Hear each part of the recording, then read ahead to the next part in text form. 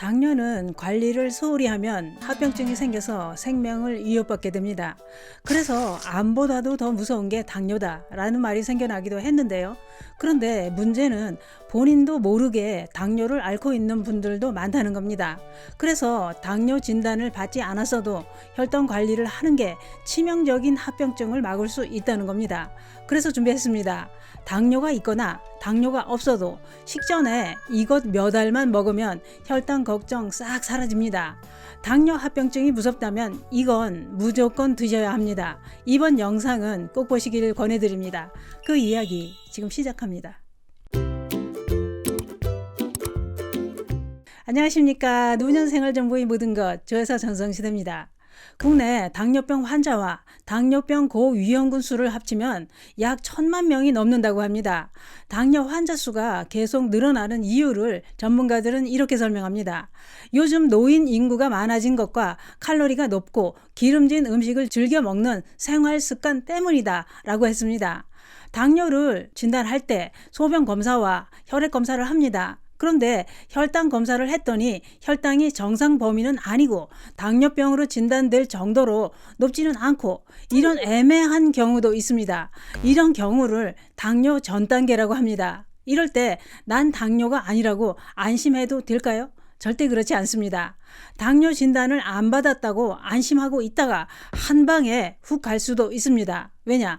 당뇨 전 단계인 사람은 당뇨병이 발생할 위험이 3배에서 5배 높을 뿐만 아니라 심혈관 질환 발병 위험도 2~3배 이상 높아지기 때문입니다. 더 무서운 건 당뇨병 환자가 제일 두려워하는 미세혈관 손상으로 나타나는 당뇨 합병증이 당뇨 전 단계부터 높아진다는 겁니다. 쉽게 말해 당뇨 합병증은 당뇨 전 단계부터 발생할 수 있다 이겁니다. 그렇기 때문에 당뇨 수치가 애매하게 나올 때부터 혈당 관리를 해야 된다 이런 얘기입니다. 당뇨병을 만드는 원인은 섭취하는 칼로리는 높은데 운동을 안 하는 생활 습관이 당뇨병을 불렀다는 겁니다. 살이 찌면 혈당을 조절하기 위해 더 많은 양의 인슐린이 필요하다고 하는데요. 여기서부터 문제가 생기기 시작합니다. 왜냐? 인슐린을 만드는 췌장의 베타세포도 능력은 한정되어 있기 때문입니다.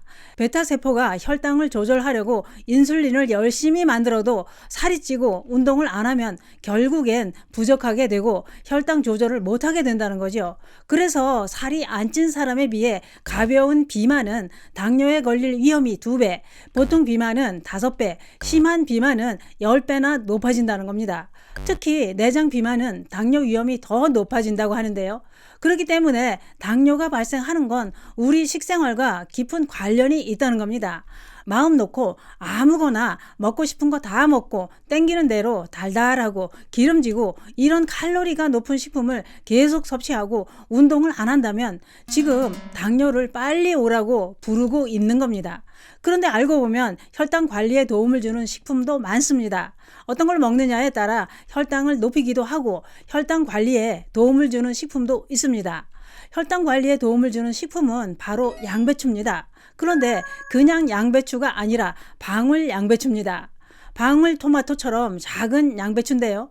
이 방울 양배추에는 놀라운 효능이 있었습니다. 전문가들은 방울 양배추를 이렇게 설명합니다.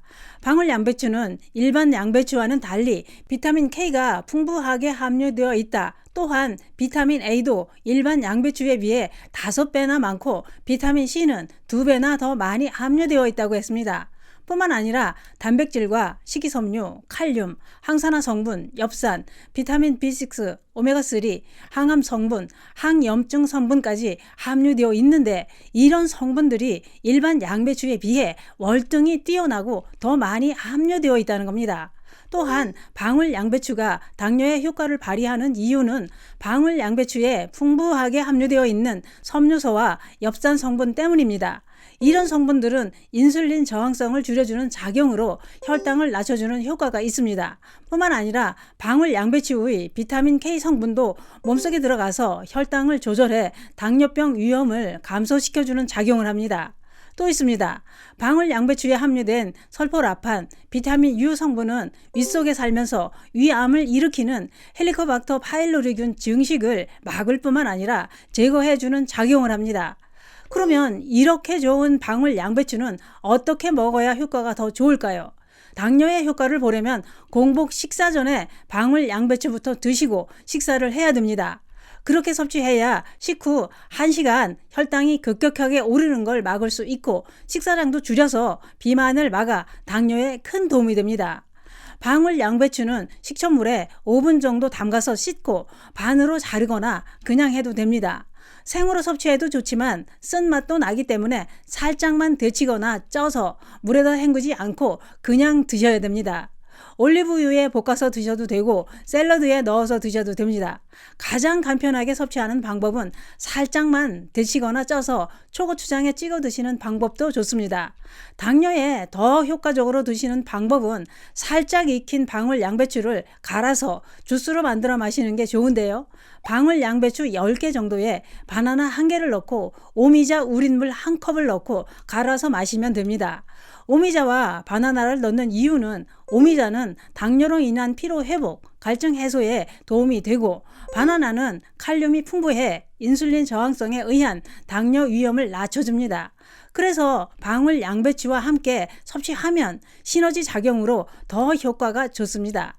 이런 섭취 방법은 개인 상황에 따라 효과는 다를 수도 있다는 건 참고하시기 바랍니다. 뿐만 아니라 이렇게 좋은 방울 양배추도 조심하셔야 될 분들이 있습니다. 방울 양배추는 대체로 안전한 식품입니다만 개인 건강 상태나 체질에 따라 조심해야 될 분들이 있는데요. 방울 양배추는 혈당을 낮춰주는 작용을 하기 때문에 당뇨약을 복용하고 계시다면 혈당이 과하게 떨어질 수도 있어서 조심해야 됩니다. 또한 혈액 희석제를 복용 중인 분들도 전문가와 상담 후 드시는 게 안전합니다. 또한 방울 양배추는 속이 냉한 사람과 갑상선 기능에 문제가 있다면 많이 드시지 않는 게 좋습니다. 또 방울 양배추 하루 권장 섭취량은 하루 10개가 적당하고 많이 섭취하면 복통과 설사가 날 수도 있습니다. 방울 양배추는 그 외에도 놀라운 효능은 많습니다만 특히 당뇨를 앓고 있는 분들은 혈당 관리에 도움이 되고 당뇨가 없는 분들은 당뇨가 오지 못하게 막아줍니다. 식사 전에 방울 양배추부터 3, 4개 꼭 드시는 건 어떨까요? 내 몸 건강 관리와 혈당 관리는 방울 양배추가 최고입니다. 감사합니다.